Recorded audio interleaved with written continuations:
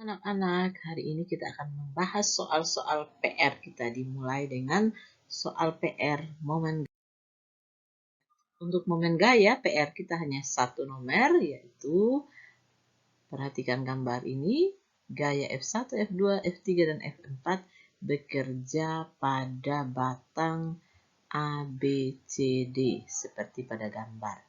Nah, kalau masa batangnya diabaikan, yang ditanya berapa momen gaya terhadap poros kalau di A, B, C, dan D. Ayo kita kerjakan mulai dengan di titik A. Kalau porosnya di titik A, maka yang pertama-tama harus kita tentukan adalah diketahuinya dulu. Apa sih yang diketahui? Pertama yang diketahui F1 10 Newton. Nah, kalau F1 10 Newton, R1-nya berapa? Oh, karena poros di A, maka R1-nya 0. Gaya F1 ada di porosnya. Kemudian untuk F2 4 Newton. F2 4 Newton, R2-nya berapa? Oh, jarak F2 dari poros di A itu 2 meter, berarti R2 2 meter. Kemudian F3 5 Newton, jarak F3 dari poros di A ini berapa? Ya, betul sekali, 2 tambah 1 sama dengan 3 meter. Dan yang terakhir, F4 10 Newton, jaraknya berapa?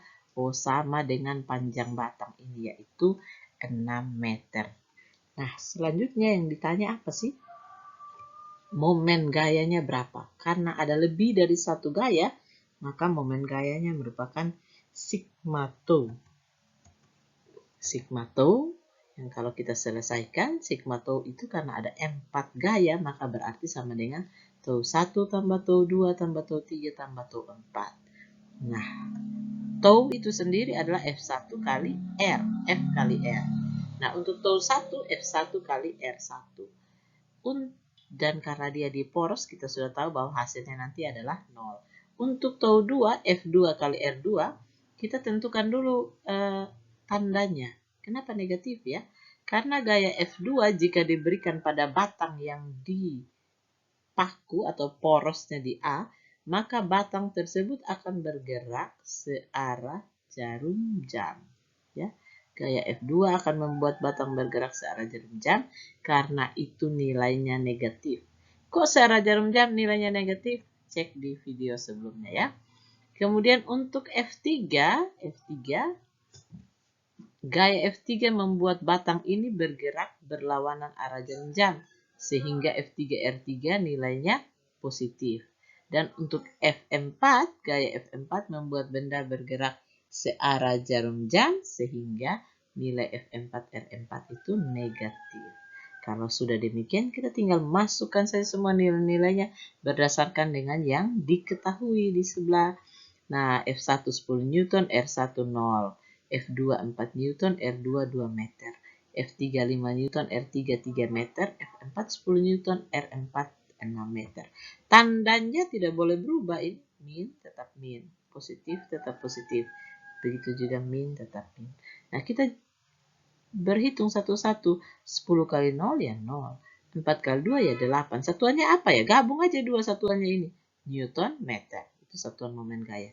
5 kali 3 15 Newton meter. 10 kali 6 60 Newton meter. Tandanya tetap ya. Min, min, min, min, positif, positif. Nah, untuk jumlah semuanya kita yang min dan min kita jumlah duluan.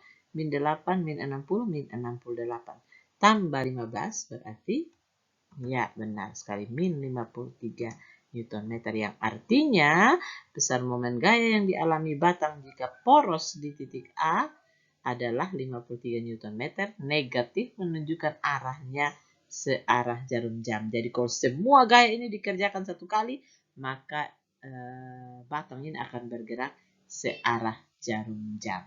Poin Anda adalah di penentuan R dan perumusan ditanya serta di menjawab ini ada 5 poin. 5 di sini, 5 di sini, jadi total poin kalian adalah 10. Untuk poros di B caranya sama saja dengan poros di A. Nah, untuk poros di B saat ini yang 0 itu adalah R2. R2 karena porosnya di titik B. Berarti jarak F2 dari poros itu 0 ya. Kemudian rumusnya kita tulis. Dan sekarang kita tentukan yang negatif dan positif siapa. Mulai dari gaya F1. F1 membuat benda bergerak searah jarum jam. Min. F2 tidak usah dipikirkan karena hasilnya 0 ya. F3 membuat benda bergerak berlawanan arah jarum jam. Oh, berarti F3 ini positif. F4 membuat benda bergerak searah jarum jam. Jadi F4 negatif. F4 kali R4 itu nilai momen gayanya negatif. Nah, kalau sudah selesai, kita hitung dengan benar, maka kita akan mendapatkan hasil negatif 55 Nm. Poinnya sama dengan saat poros di titik A. Poros di titik C, kalau porosnya di titik C, maka sekarang yang 0 adalah R3 atau R untuk gaya F3 ini. Jadi gaya yang bekerja di poros itu selalu nilainya 0 ya. Alasannya kenapa, cek lagi video tentang momen gaya. Nah, kalau sudah selesai kita tentukan yang negatif dan positif. Dan perumusannya seperti ini, berarti F1 menyebabkan benda bergerak searah jarum jam, F2 menyebabkan batang bergerak berlawanan arah, F3 ini 0, boleh positif atau negatif karena hasilnya 0, sedangkan F4 menyebabkan benda bergerak searah jarum jam. Kalau sudah demikian, masukkan angka-angkanya dan kita akan mendapatkan hasil akhirnya min 56 Nm. Poinnya tetap sama, 10 poin. Kita lanjut untuk poros di titik D. Untuk poros di titik D berarti yang 0 sekarang adalah R4-nya karena dia ada di poros. Sedangkan R1 paling jauh dari poros sepanjang batang, jadi R1 6, R2 ini 1 tambah 3, 4. Sedangkan R3 jaraknya 3 meter. Oke. Setelah kita rumuskan gaya-gaya yang menyebabkan benda ini bergerak searah atau berlawanan arah dengan jarum jam, yang ke atas kita temui mereka semua menyebabkan benda bergerak searah jarum jam. Jadi untuk tau 1 dan tau 3 ini negatif ya. Sedangkan tau 2 itu positif. Masukkan angka-angkanya dan kita akan mendapatkan hasilnya min 59 Nm. Nah, dengan poin sama 10 poin. Jadi total untuk tugas ini poin kalian 40.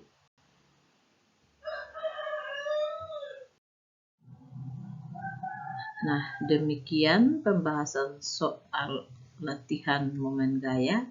Selamat belajar, Tuhan Yesus memberkati. Shalom.